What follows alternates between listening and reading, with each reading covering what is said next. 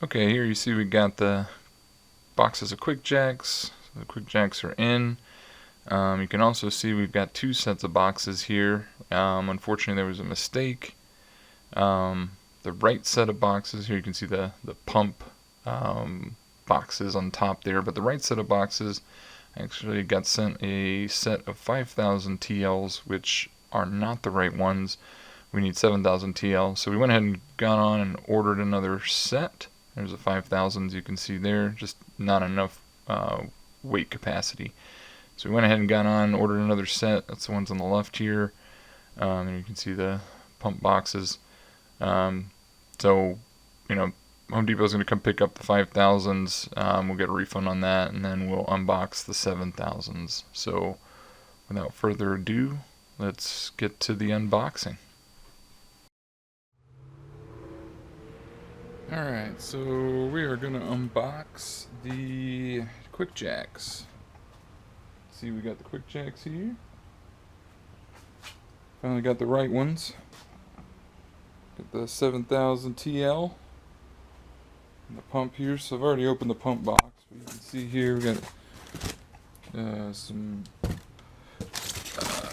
clearance blocks. There's the pump. Some hydraulic lines.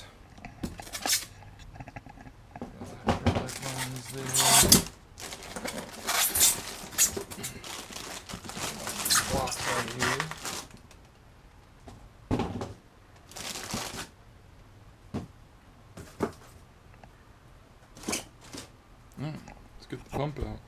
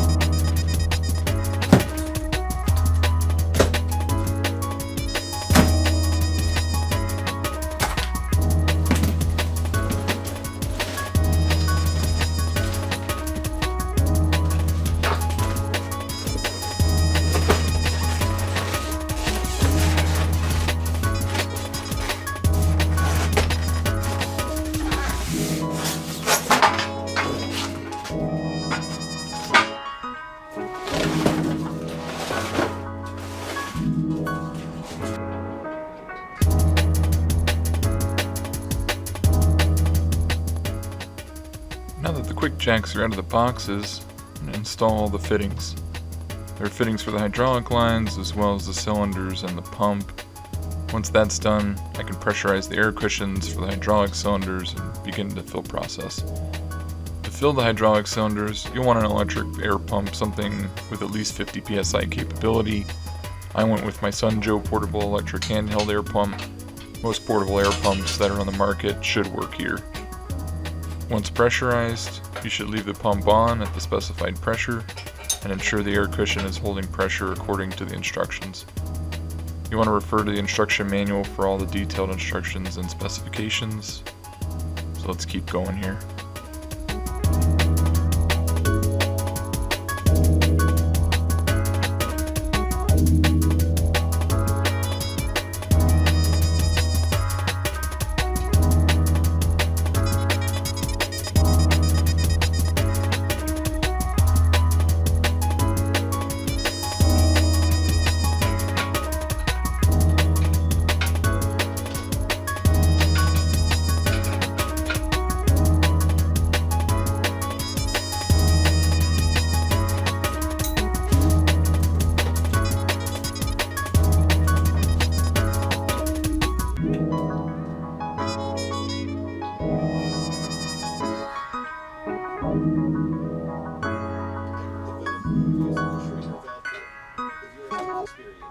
Please contact us for assistance.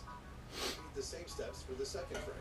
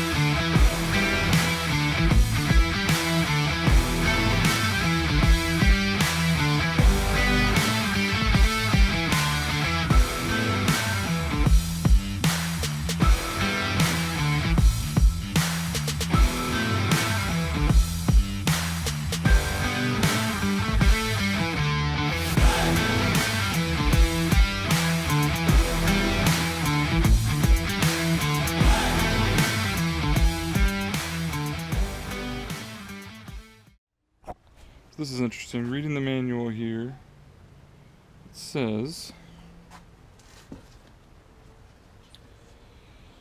approved fluids are any general purpose ISO 32, ISO 46, or ISO 68 hydraulic fluid. Approved automatic transmission fluids such as Dexron 3, 6, Mercon 5, Mercon 55, or any synthetic multi-vehicle automatic transmission fluid.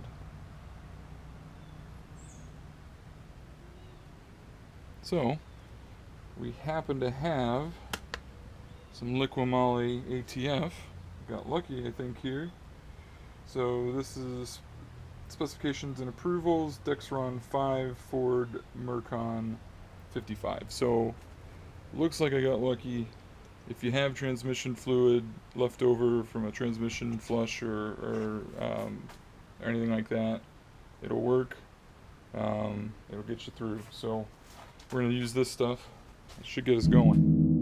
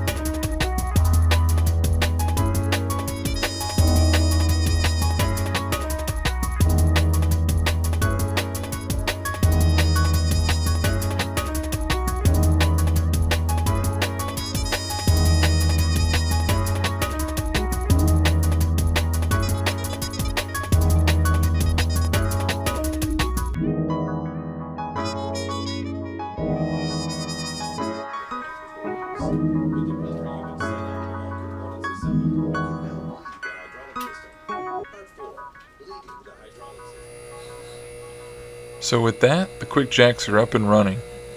Now I'll just run the bleed procedure on the hydraulic system with a few actuations to finish off the process. All in all, the process took me about a couple of hours. One frustrating part was, with how much these jacks cost, there wasn't any hydraulic fluid included. I just happened to be lucky that I already had ATF that met the required specs. So, if you plan to purchase a set of these, be sure to pick up a few liters of ATF. There is quite a lot of assembly required, which makes the setup process not so quick, and I might even argue that the system could be cheaper because of that. But, considering what these jacks will do for us in terms of DIY capabilities, it's still worth it in the long run, and I look forward to using these to get the X6 in the air so I can get the teardown underway. That'll do it for this episode, so thank you for joining.